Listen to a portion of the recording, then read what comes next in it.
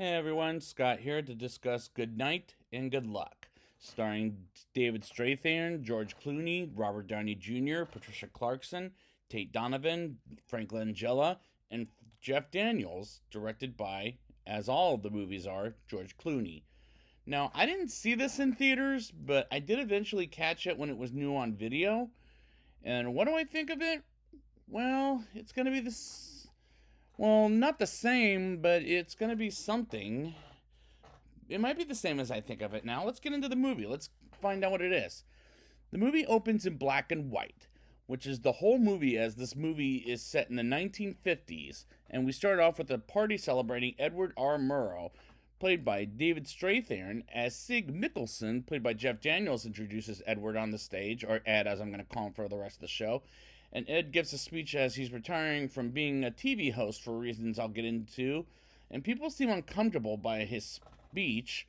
And this opener looks great as the acting is tremendous. We move on to 1953. And we get introduced to Joe and Shirley Wershba. Forgive me if I said that wrong. Played by Robert Downey Jr. and Patricia Clarkson, who work in the same building as they're also married. And they're a nice couple as well as characters. And I do like a lot of these characters, as Ed and his boss Fred Friendly, played by the movie's director George Clooney, as this is.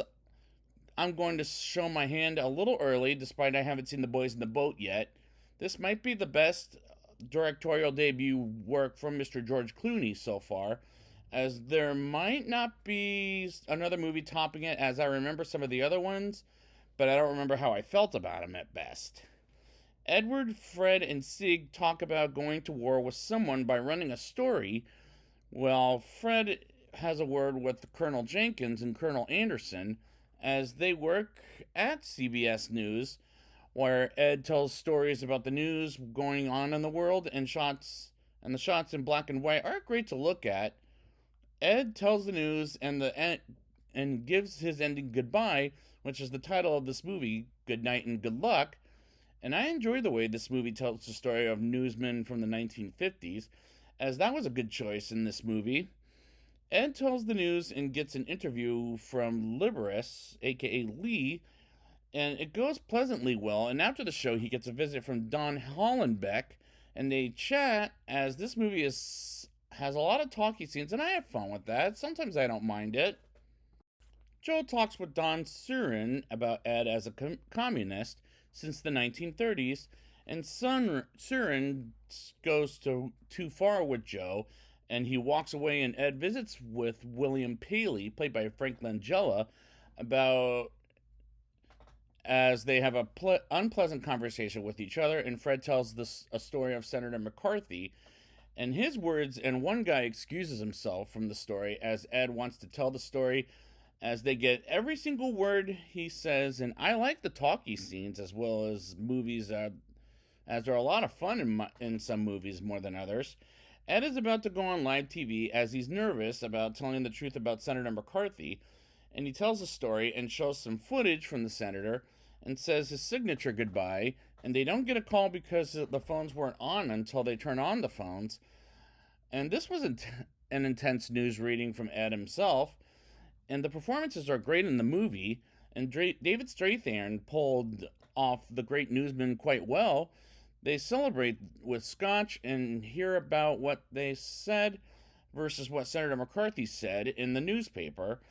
And we move on to the next day as Fred has a hangover and is in an elevator with William. And someone makes a news announcement in front of the other CBS News employees. And there's a spy going for CBS as Senator McCarthy is going live with them on a different day. And these scenes are absolutely enjoyable in my opinion, while the cinematography to shoot this movie in black and white, which turns out is a great choice. Ed interviews Senator McCarthy, and we get somebody else explaining as what Ed said about Senator McCarthy's enemies, as Ed is a communist, and it goes downhill for CBS, and we get a commercial of Alcoa while Ed reports the news again, and he says he's reported for CBS News for 19 years, and Ed gets back up with great news from the Senator McCarthy story, and Fred gets a call about something serious. Meanwhile, Don turns on his stoves and oven, and I'm thinking, is he going to kill himself? Because whenever you do that in a movie, That's a sign of suicide. As we hear he died to a piece of through a piece of dialogue from Ed, which is depressing, and the movie goes a little downhill from 3 from there, and it lowers my rating by 5 notches.